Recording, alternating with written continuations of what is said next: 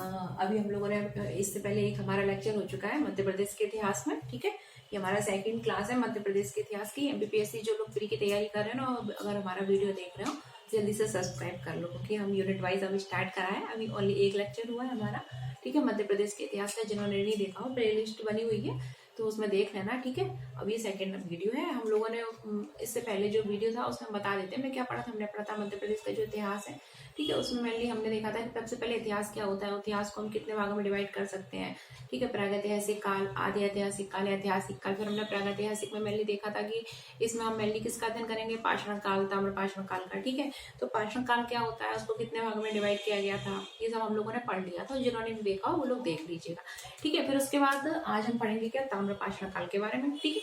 तो ताम्रपाषाण काल में क्या था, देखो नाम से ही डिसाइड आपको पता लग रहा है कि ताम्र यानी तांबा, पाषाण मतलब पत्थर, ठीक है। तो ताम्रपाषाण काल उस युग को, उस काल को कहते हैं जिसमें कि जो हथियार थे वो किसके बने होते थे, तांबे और पत्थर दोनों का यूज। मतलब उस काल में मेनली तांबे का भी यूज होता था, तांबे की खोज हो चुकी थी। जो मनुष्य था वो तांबे का प्रयोग करता था, ठीक है। उसने तांबे का प्रयोग सीख लिया था, और पत्थरों का तो प्रयोग पहले से ही करता था पाषाण काल से ही, ठीक है। तो ताम्रपाषाण काल जो था उसमें जो मेनली जो उसके जो औजार उपकरण थे वो तांबे और पत्थरों से मिलकर बने हुए थे, ठीक है। तो ताम्रपाषाण कालीन बाकी कुछ नहीं पूछा था, ये पूछा जाता है कि कौन कौन से स्थल मध्य प्रदेश में मतलब पाए गए हैं, ठीक है। तो ताम्रपाषाण कालीन कुछ स्थल मध्य प्रदेश में मिले हैं, चलिए देख लेते हैं कौन कौन से स्थल है। तो मध्य प्रदेश में ताम्रपाषाण कालीन जो स्थल है उनमें कुछ प्रमुख स्थल है, जैसे कि कायथा, ठीक है, एरन सागर जिले में है, आगरा, ठीक है, नागदा टोली, नागदा और डाकवाला, ठीक है। ये कुछ महत्वपूर्ण स्थल है। वो किससे संबंधित है, ताम्रपाषाण काल से संबंधित है।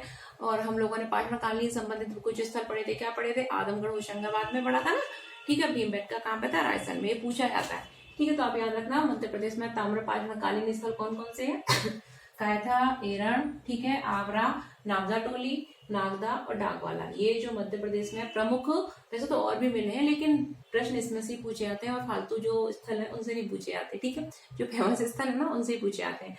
तो मध्य प्रदेश में ताम्रपाषाण कालीन प्रमुख स्थल कौन कौन से हैं, आगरा, नागदा टोली, ठीक है, नागदा टोली और डाकवाला, कायथा, एरन वगैरह, ये जो प्रमुख स्थल है किससे संबंधित है, ताम्रपाषाण काल से संबंधित स्थल है, ठीक है।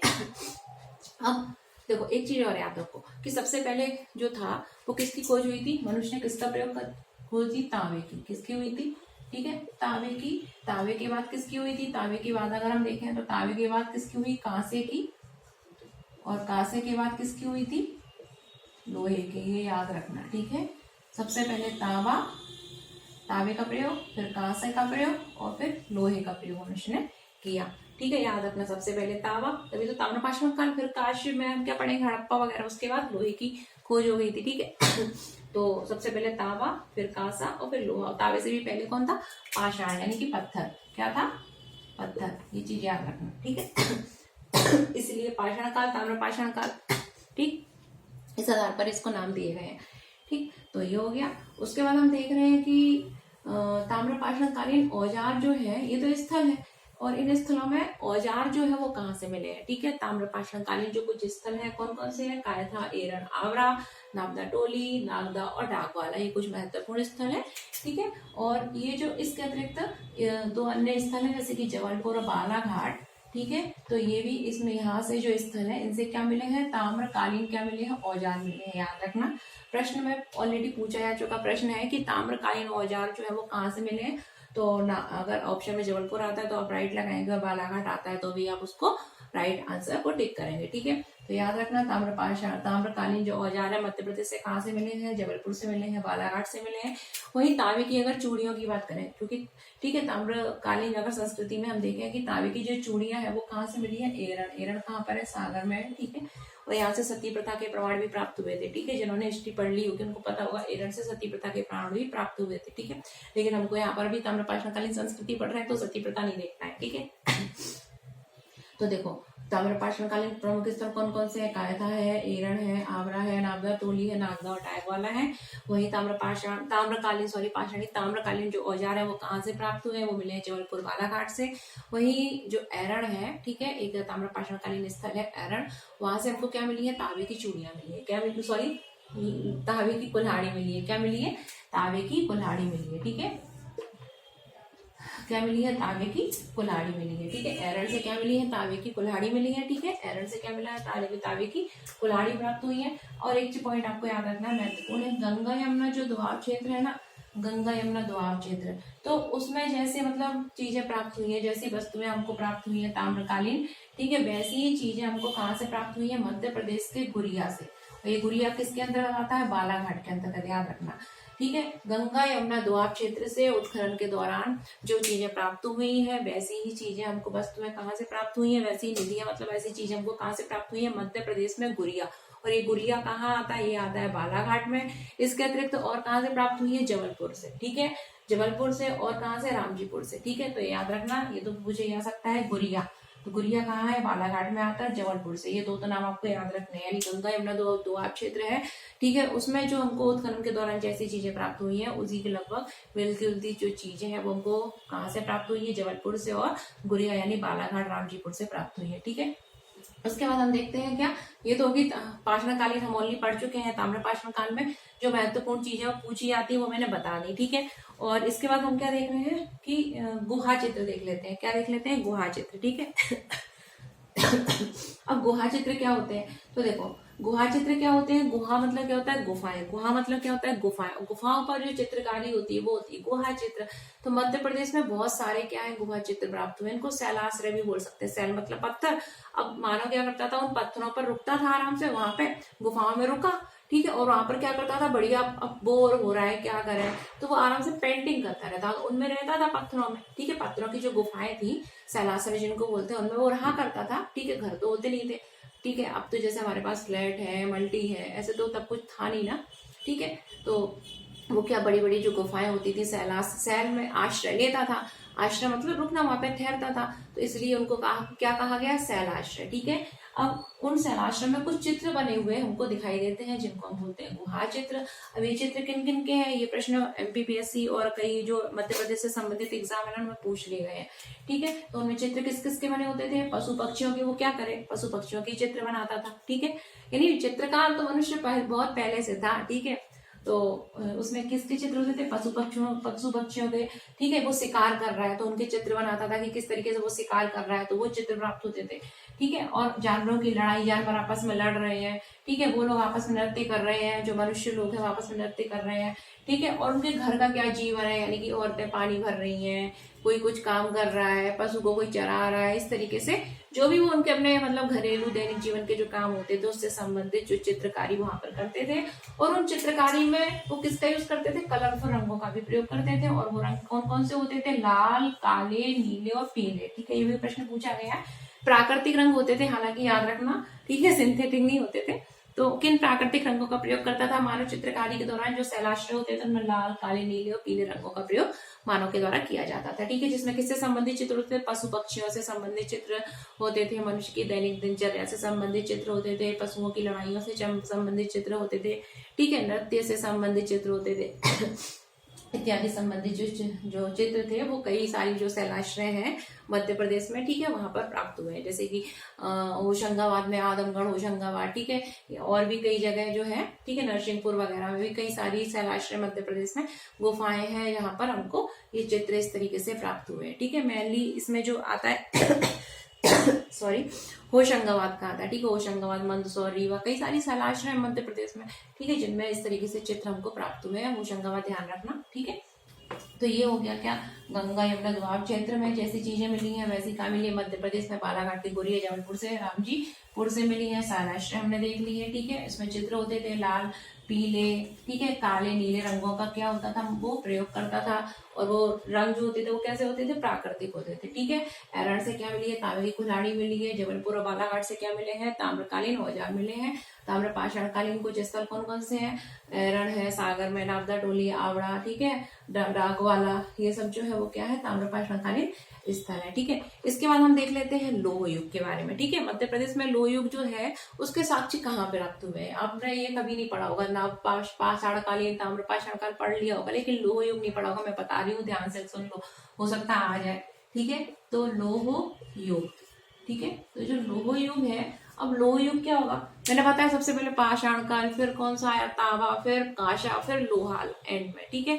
तो जो लोह युग है, अब लोह युग जब स्टार्ट हुआ ना तब कृषि की अच्छी पैदावार अच्छी होने लगी थी, ठीक है, क्योंकि लोहे के औजार अच्छी तरीके से बनते थे। अब देखो लोह युग जो है इसके साक्ष्य जो है वो मध्य प्रदेश में कहाँ प्राप्त हुए हैं, भाई चंबल के इलाका है ना, उसी में प्राप्त हुए हैं, याद रखना, ठीक है। तो लोह युग जो है उसके जो साक्ष्य है मध्य प्रदेश में कहाँ से मिले हैं, भिंड, मुरैना, ग्वालियर जो क्षेत्र है ना वहां से। कहाँ से मिले हैं, भिंड, ठीक है, भिंड, मुरैना, भिंड, मुरैना, ठीक है, ग्वालियर, चंबल क्षेत्र जो हमारा है, ठीक है, वही फेमस है, ठीक है। भिंड, मुरैना जो ग्वालियर जो क्षेत्र है वहां से किसके साक्ष्य प्राप्त हुए हैं, लोह युग के साक्ष्य प्राप्त हुए। और इसका अगर हम टाइम पीरियड देखें ना तो कितना 1000 ईसा पूर्व, ठीक है। इसका जो टाइम पीरियड है वो क्या है, लगभग 1000 ईसा पूर्व, याद रखना, ये भी पूछ लिया जा सकता है, ठीक है। जो लोह युग है उसके साक्ष्य मध्य प्रदेश से कहीं मिले हैं क्या, तो हाँ जी बिल्कुल मिले हैं। कहाँ से मिले हैं, भिंड, मुरैना, ग्वालियर से प्राप्त हुए हैं। और इसका टाइम पीरियड क्या 1000 ईसा पूर्व के आसपास माना जाता है। फिर एक पॉइंट मतलब एक महत्वपूर्ण बिंदु आता है क्या, महापाषाण काल। कौन सा, महापाषाण काल, ठीक है। अब महापाषाण काल से संबंधित कुछ साक्ष्य मध्य प्रदेश में मिले हैं क्या, हमने पाषाण काल से संबंधित पढ़ लिए, कहाँ कहाँ स्थल प्राप्त हुए हैं, क्या क्या चीजें प्राप्त हुई हैं। ताम्र पाषाण काल पढ़ लिया, ताम्र पाषाण काल के बाद हमने पढ़ लिया लोह युग पढ़ लिया, कहाँ मिले, भिंड, मुरैना से, ग्वालियर से मिले हैं, ठीक है। अब हमने क्या पढ़ा, महापाषाण काल, ठीक है। महापाषाण का जो काल था उससे संबंधित साक्ष्य मध्य प्रदेश में कहीं से मिले हैं क्या, आप लोगों ने सुना है, बताओ कहाँ मिले हैं, जिसने सुना हो कमेंट बॉक्स में बताओ जल्दी से, फिर मैं बता रही हूँ, ठीक है। तो जो महापाषाण काल है उससे संबंधित साक्ष्य भी मध्य प्रदेश में मिले हैं। हालांकि ये जो काल है ना किसके लिए प्रसिद्ध है, जो मेगालिथ के बारे में आप लोगों ने सुना है, मेगालिथ, ठीक है, एक स्मारक होते थे, ठीक है, मैं बताऊंगी, ठीक है। मेगालिथ उनको बोलते हैं, मेनली कहाँ पाए जाते थे, जो साउथ होता है ना, दक्षिण भारत, ठीक है, तो वहां पाए जाते थे, इनको बोलते हैं महापाषाण स्मारक, ठीक है। तो इस मतलब इस काल जो है ये किससे संबंधित है, महापाषाण जो स्मारक थे जिनको मेगालिथ बोलते उससे संबंधित है। होता यूं था, जब कोई मर जाता था तो उसको मतलब एक बड़े बड़े जो मतलब गड्ढा टाइप का खोद के, समझ लो इस तरीके से, और उसमें उसको दफना के और उसके साथ कुछ मतलब चीजें वगैरह रख के और पत्थर वगैरह से इस तरीके से एक स्मारक बना दिया जाता था। इनको बोलते थे महापाषाण स्मारक, ठीक है, मेगालिथ बोलते हैं इंग्लिश में, आप गूगल पर देखना तब आपको सही समझ में आएगा, ठीक है। मेगालिथ डाल देना या महापाषाण स्मारक डाल देना, ठीक है, तो आपको समझ में आ जाएगा कैसे होते थे, ठीक है। तो ये कहाँ, साउथ साइड में, दक्षिण भारत में मेनली मिलते थे, ठीक है, मेगालिथ। लेकिन मध्य प्रदेश में भी देखें तो महापाषाण काल से संबंधित कुछ साक्ष्य प्राप्त हो, और ये मिले कहाँ से, रीवा। रीवा का नाम आप लोगों ने सुना है ना, अभी हाल ही में रीवा से कौन सा जिला अलग हुआ है, बताओ जल्दी, ठीक है, कमेंट बॉक्स में बताओ जल्दी से कि रीवा से कौन सा नया जिला अलग होकर बना है, ठीक है। अभी तो नहीं बना, अभी तो दो दूसरे बने, उससे पहले एक बन चुका है, ठीक है। 53 नंबर का बना है, ठीक है। तो महापाषाण काल के जो साक्ष्य है मध्य प्रदेश में कहाँ से मिले हैं, रीवा से मिले हैं। कहाँ से मिले हैं, रीवा और सीधी क्षेत्र से मिले हैं। कहाँ से मिले हैं, रीवा, ठीक है, और कहाँ से मिले हैं, सीधी, ठीक है, रीवा और कहाँ से मिले हैं, जो सीधी क्षेत्र है ना, रीवा और सीधी क्षेत्र, ठीक है। तो इसके साक्ष्य महापाषाण कालीन जो साक्ष्य है मध्य प्रदेश में कहाँ से मिले हैं, रीवा और सीधी से मिले हैं। अब हम जानते हैं कि जो महापाषाण काल ये इसमें क्या होता था कि समाधियां होती थी, क्या होती थी, जो समाधियां होती है ना, ठीक है, समाधि के जो स्मारक हम बना देते थे, ठीक है, तो इनके स्मारकों को क्या बोलते थे, महापाषाण स्मारक, क्या बोलते थे, महापाषाण स्मारक, ठीक है। बड़े बड़े पत्थरों का यूज होता था, इनको हम क्या बोलते हैं, मेगालिथी बोलते हैं। मेनली किससे संबंधित है, दक्षिण भारत, ठीक है, मेनली मुख्यतः दक्षिण भारत का है, लेकिन है ना मध्य प्रदेश में भी इसके साक्ष्य मिले, कहाँ मिले हैं, रीवा और सीधी में, ठीक है। तो ये हो गया लोह युग, हो गया, हमने पढ़ लिया महापाषाण काल। इसके बाद हम देखते हैं वैदिक युग, कि वैदिक युग से संबंधित साक्ष्य मध्य प्रदेश में कहीं मिले हैं, और मिले हैं तो कहाँ मिले, ये देखते हैं, ठीक है। तो इसको मैं क्लीन कर देती हूँ, फिर मैं लिखती हूँ वैदिक युग, ठीक है, क्योंकि वैदिक युग को डिवाइड करना पड़ेगा 2 पार्ट में, उत्तर वैदिक काल, ठीक है, ये इस तरीके से। तो आप लोगों ने हालांकि हिस्ट्री में पढ़ा होगा, लेकिन मध्य प्रदेश में नहीं पढ़ा होगा ना। मध्य प्रदेश में हम देखते हैं वैदिक काल, ठीक है, कौन सा काल, वैदिक काल, ठीक है। मध्य प्रदेश में इतिहास में ही पढ़ रहे हैं कि वैदिक काल से संबंधित साक्ष्य मध्य प्रदेश में कहाँ मिले। तो वैदिक काल में से के बारे में जानकारी जो होती है वो मेनली हमको किससे मिलती है, वेदों से। वैदिक काल के बारे में जो जानकारी प्राप्त होती है वो हमको किससे मिलती है, वेदों से प्राप्त होती है। और वेद जो होते हैं वो कितने होते हैं, 4, 1 2 3 4। कौन कौन से होते हैं, ऋग्वेद, सामवेद, यजुर्वेद और अथर्ववेद।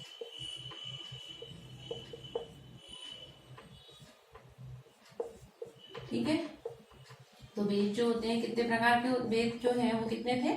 4 थे। कौन कौन से? ऋग्वेद, सामवेद, यजुर्वेद, अथर्ववेद। और जो वैदिक काल है उसके बारे में जानकारी का प्रमुख सोर्स क्या होगा? वेद ही होगा। ठीक है, इसके अतिरिक्त अगर हम देखें ना वैदिक काल में, ठीक है, तो जो वैदिक काल है, ठीक है, उसमें जानकारी जो होती है वो प्रमुख किससे प्राप्त हुई है? वेदों से प्राप्त हुई है। वेद जो होते हैं 4 प्रकार के होते हैं। अब इनकी रचना कब कब हुई है तो वो अभी आप देख लेंगे कि जो वैदिक काल है उसको हम 2 पार्ट में डिवाइड कर सकते हैं। अब उन 2 पार्ट के आधार पर ही वेदों की रचना हुई है। ठीक है, तो जो वेद है ना उनको हम कितने भागों में डिवाइड कर सकते हैं? 2 भागों में। ठीक है, एक होता है ऋग्वैदिक काल। कौन सा काल होता है? ऋग्वैदिक काल। और दूसरा क्या होता है? उत्तर वैदिक काल। कौन सा होता है? उत्तर वैदिक काल। ठीक है, वैदिक काल को 2 पार्ट में डिवाइड कर सकते हैं, ऋग्वैदिक काल और उत्तर वैदिक काल। ठीक है, एक सेकंड रुकना, उनका काम है मुझे, 1 मिनट।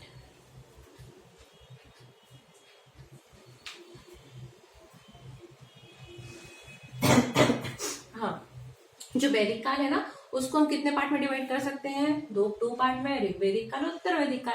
ऋग्वैदिक काल मतलब, अब ऋग्वैदिक नाम से स्पष्ट हो रहा है कि ऋग्वैदिक काल में किसकी रचना हुई होगी? किस वेद की रचना हुई होगी? ऋग्वेद की। तो ऋग्वैदिक काल में किसकी रचना हुई थी? ऋग्वेद की रचना हुई ऋग्वैदिक काल में। और उत्तर वैदिक काल में जो अन्य जो 3 वेद थे ना, लास्ट के जो अन्य 3 वेद, कौन कौन से? 3 वेद, सामवेद, यजुर्वेद, अथर्ववेद, तो उनकी रचना कब हुई थी? उत्तर वैदिक काल में हुई थी। ठीक है, यानी कि वैदिक काल के बारे में जानकारी ऋग्वेद से प्राप्त होती, अन्य के उत्तर वैदिक काल के बारे में जानकारी अन्य 3 वेदों से प्राप्त होगी। ठीक है, सिंपल। तो वैदिक काल को 2 भागों में डिवाइड कर सकते हैं, ऋग्वैदिक काल, उत्तर वैदिक काल। ऋग्वैदिक काल में ऋग्वेद की रचना हुई, उत्तर वैदिक काल में 3 वेदों की रचना हुई। ठीक है, अब देखो, जो उत्तर वैदिक काल, सॉरी, ऋग्वैदिक काल था ना, ऋग्वेद मतलब शुरू में, ठीक है, उत्तर वैदिक मतलब बाद का टाइम। ठीक है, तो जो ऋग्वैदिक काल था तो उस समय मतलब उसके साक्ष्य जो है मध्य प्रदेश में बिल्कुल नहीं मिले। ठीक है, जो ऋग्वैदिक काल है ना उसके साक्ष्य मध्य प्रदेश में मिले ही नहीं। ठीक है, तो ऋग्वैदिक काल का जो है मध्य प्रदेश में कहीं कोई साक्ष्य मिले नहीं मिले। ठीक है, ऋग्वैदिक काल से कोई आया ही नहीं होगा उस टाइम तक भारत मध्य प्रदेश में, और इसलिए कोई साक्ष्य मिले ही नहीं है। वहीं हम देखेंगे उत्तर वैदिक जब काल था, कौन सा काल था? उत्तर वैदिक काल। तो उत्तर वैदिक काल में कुछ साक्ष्य मिले हैं क्या मध्य प्रदेश में उत्तर वैदिक काल में? जी हाँ। ठीक है, अब कहा, आप लोगों ने निषाद के बारे में सुना है ना? निषाद, ठीक है, हाँ, तो अब देखो, जो उत्तर वैदिक काल है तो उत्तर वैदिक काल में क्या हुआ था कि आर्य और अनार्य 2 लोग थे, एक थे आर्य और एक अनार्य। तो उत्तर वैदिक काल में क्या हुआ था? अनार्य जो थे, ठीक है, उनकी एक शाखा जो है वो कहाँ पर आ गई थी? मध्य प्रदेश में। ठीक है, मिली हमको, और जिसको हम किस नाम से जानते हैं? उनको एक अनार्य थे, उनका नाम था निषाद। ठीक है, निषाद के बारे में आप लोगों ने सुना होगा ना, राम जी, देखा, राम जी के बारे में सुना होगा, तो निषाद के बारे में तो सुना ही होगा। ठीक है, तो उत्तर वैदिक काल में जो अनार्य लोग थे, देखो, एक तो आर्य थे और दूसरे क्या थे? अनार्य थे। जो आर्य नहीं थे वो अनार्य थे। तो अनार्यों में से ही एक थे जिनका नाम था निषाद। ठीक है, तो वो मध्य प्रदेश के जंगलों में, ठीक है, उनकी जानकारी मिलती है। हमारे जो पुरातात्विक जो साक्ष्य हैं, जो हमारे जो साक्ष्य वगैरह है उत्तर वैदिक काल के, क्या वेद वगैरह है, इनसे हमको क्या है, हमारे जो अनार्य थे, ठीक है, आर्यों से अलग थे अनार्य, तो अनार्य जो थे उनके बारे में मेनली जानकारी किसमें मिलती है? देखो, जो अनार्य है ना, अनार्य, उनके बारे में जानकारी का जो सोर्स है वो क्या है? ऐतरेय ब्राह्मण। कौन सा ब्राह्मण है? ऐतरेय जो ब्राह्मण है, ठीक है, ये ग्रंथ है ऐतरेय ब्राह्मण। तो ऐतरेय ब्राह्मण के बारे में, अनार्य के बारे में जानकारी ऐतरेय ब्राह्मण से मिलती है कि अनार्य में से ही एक जो है मध्य प्रदेश में भी पाए जाते थे, जिनका नाम क्या था? निषाद था। ठीक है, तो याद रखना कि उत्तर वैदिक काल जो था उसमें अगर हम देखें तो मध्य प्रदेश में कुछ साक्ष्य मिले हैं, क्योंकि जो निषाद जाति थी, जो एक अनार्य थे, और ये उत्तर वैदिक काल से ही संबंधित है। ठीक है, तो याद रखना। ठीक, इसके बाद हमने क्या देखा? वैदिक काल में देख लिया मध्य प्रदेश में क्या उत्तर वैदिक काल के कुछ साक्ष्य मिले हैं। ठीक है, इसके बाद हम देख रहे हैं कि मतलब सुना सुनाया इतिहास कुछ है मध्य प्रदेश का। ठीक है, जैसे कि रामायण, महाभारत, जो एपिक वगैरह होते हैं ना हमारे, उनके आधार पर, कुछ जो पुराण है उनके आधार पर। ठीक है, तो जैसे कि अब देखते हैं तो अपने आप पता पड़ जाएगा। जैसे कि अब अगला इतिहास कौन सा देख रहे हैं? अनुश्रुति गम्य इतिहास। कौन सा? अनुश्रुति गम्य इतिहास। ठीक है, अनुश्रुतिगम इतिहास। ये आप लोगों ने हिंदी ग्रंथ अकेडमी के बारे में तो सुना ही होगा, तो हिंदी ग्रंथ जो अकेडमी है ना उस पर पूरा बेस्ड ये अपना क्लास चल रही है, ठीक है। हिंदी ग्रंथ अकेडमी एमपी के लिए है, ठीक है, बुक है, तो उस पर बेस्ड ही पूरा चल रहा है। तो अगला इतिहास हम देखते हैं, कौन सा इतिहास? अनुश्रुतिगम्य इतिहास। अनुश्रुतिगम्य इतिहास जो है ना उसके बारे में हमको पहली जानकारी किससे प्राप्त होती है? जो रामायण महाभारत जो है, ठीक है। तो क्या हमारी जो रामायण है, ठीक है, रामायण फिर महाभारत, ये क्या है? हमारे एपिक है, प्लस जो हमारे पुराण है, ठीक है, पुराण वगैरह है, ठीक। तो रामायण महाभारत और जो पुराण है सॉरी, ठीक है, जो वर्णित अनुश्रुतियां हैं उनसे जो हमें इतिहास के बारे में जानकारी प्राप्त होती है वो हमारा क्या है? अनुश्रुतिगम्य इतिहास है। यानी अनुश्रुतिगम्य इतिहास में हमें हमारे कुछ एपिक हैं, जैसे कि रामायण है, महाभारत है, पुराण है, ठीक है, इनसे कुछ सुनी सुनाई जानकारी प्राप्त होती है, ठीक है।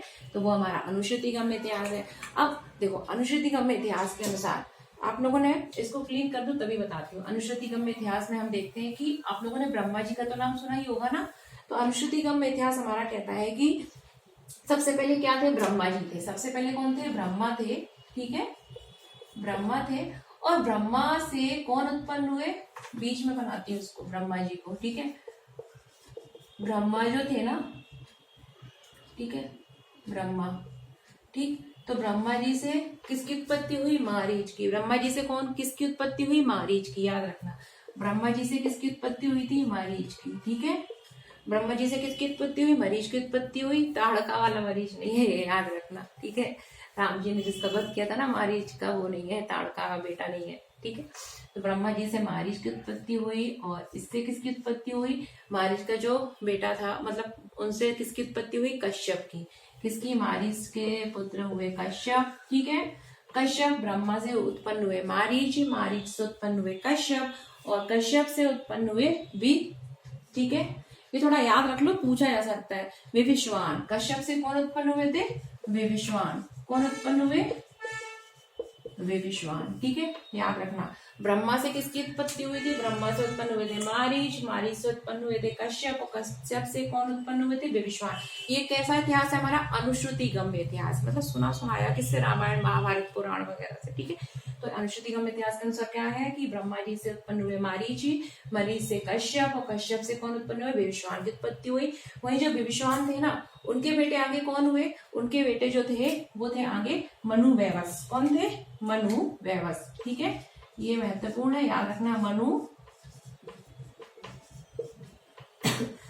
मेरी खांसी ठीक नहीं हो पा रही यार। मनु वैवस, ठीक है। तो ब्रह्मा से मारीच, मारीच से कश्यप, कश्यप से विभिश्वान, और